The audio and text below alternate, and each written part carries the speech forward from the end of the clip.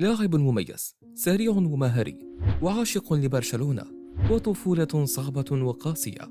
اليوم سيكون بطل قصتنا اللاعب البرازيلي فينيسيوس جونيور.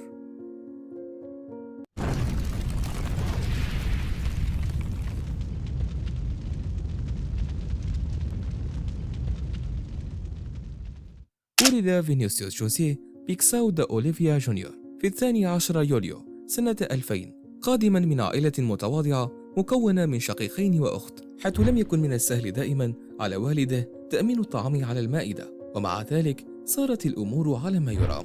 عندما كان فينيسيوس طفلا صغيرا كان هادئا للغاية، ومثل بقية أطفال البرازيل كان فينيسيوس عاشقا لشيء واحد، وهي كرة القدم. بدأت مسيرة جونيور مع كرة القدم منذ أن كان في السادسة من عمره، فقد انضم في عام 2006 إلى أحد مكاتب نادي فلامينغو القريب من منزله ليتدرج في صفوف الفئات العمرية للنادي حتى بلغ السادسة عشر من عمره، وليرتقي بعدها إلى الفريق الأول لنادي فلامينغو في 13 مايو في عام 2017، وليتم بعدها منحه رقم 20.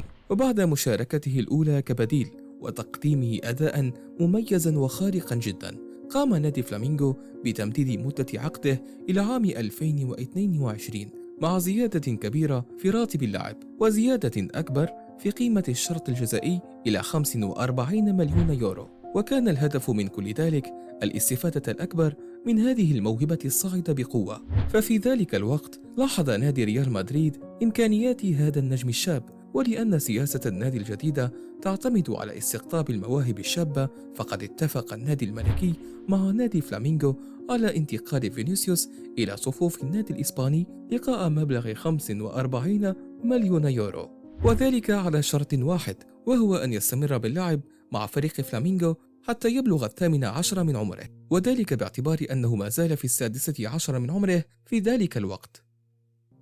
استمر فينيسيوس بالمشاركة مع نادي فلامينغو لمدة عامين، شارك خلالهم في 69 مباراة بجميع المسابقات محرزا 14 هدفا، حيث أثبت الجناح المهاجم أنه بالفعل من أهم المواهب الصاعدة ليس في البرازيل وحسب، بل في جميع أنحاء العالم في ذلك الوقت. وفي نفس السنة في مارس 2017 وصلت بطولة أمريكا الجنوبية تحت 17 سنة، ودعي فينيسيوس لتمثيل البرازيل في البطولة، وليقدم فينيسيوس نفسه إلى أمريكا الجنوبية بتسجيله 7 أهداف كاملة، وليكون سببا رئيسيا في فوز البرازيل بالبطولة للمرة 12 في تاريخها، وليتم اختيار فينيسيوس جونيور كأفضل لاعب في البطولة.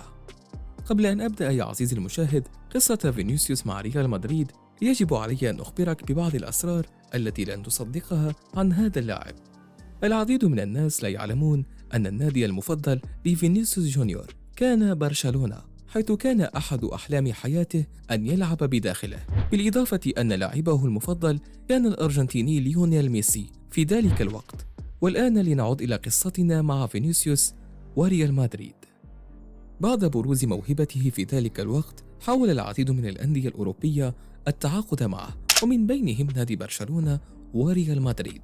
لكن وعلى الرغم من كل هذا، فقراره للالتحاق بريال مدريد كان مستبعدا من طرف أسرته، وذلك بسبب حبه الكبير لفريق أحلامه برشلونة. لكنه وبعد مدة معينة من التفكير قرر أن يغير رأيه ويكون واحدا من لاعبي النادي الملكي. قام نادي ريال مدريد بتقديم لاعبه الجديد بتاريخ 20 يوليو عام 2018، وقد قرر النادي أن تكون مشاركة فينيسيوس في البداية مع الفريق الثاني للنادي، وذلك لاكتساب الخبرة وتخفيف الضغط عليه، وعلى أن يشارك بشكل تدريجي مع الفريق الأول للميرينجي. لكن ظروف النادي لم تكن جيدة في ذلك الموسم، ما اضطرهم للاعتماد على فينيسيوس بشكل أكبر، حيث أنه شارك لأول مرة كبديل في مباراة الديربي مع نادي أتلتيكو مدريد، ليكون أول لاعب من مواليد الألفية الجديدة يشارك مع الفريق الأول للنادي الملكي، وليشارك بعد ذلك بشكل أكبر، حتى أنه تمكن في الفترة الأخيرة من أن يصبح لاعبا أساسي، بل من أهم لاعبي الفريق الأول للنادي الملكي. على صعيد المنتخبات، فقد شارك فينيسيوس مع منتخب بلده في العديد من المحافل الدولية، من بينها كأس العالم قطر سنة 2022 وكوبا أمريكا، ومقدما أداء مميزا مع منتخب بلاده. فتخيل يا عزيزي المشاهد أن كل هذا الإبداع والتميز ومع كل هذه النتائج المذهلة، ولا يزال فينيسيوس جونيور بعمر 23 سنة فقط. وأنت يا عزيزي المشاهد، ما هو رأيك في فينيسيوس؟ وهل تعتقد حقا أنه يستحق الكرة الذهبية وأنه أفضل موهبة كروية حاليا؟